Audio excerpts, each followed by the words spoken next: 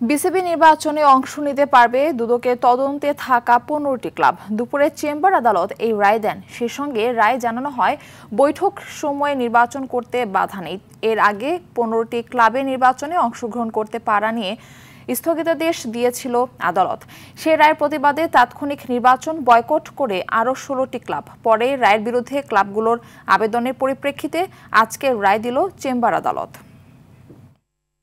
নির্বাচন কমিশন পরবর্তীতে অন্তর্ভুক্ত করেছিল এবং যাদের অন্তর্ভুক্তিটা হাইকোর্ট বিভাগ 30শে সেপ্টেম্বর 2025 তারিখে স্থগিত করেছিল, সেই আদেশটি মাননীয় চেম্বার বিচারপতি স্থগিত ঘোষণা করেছেন।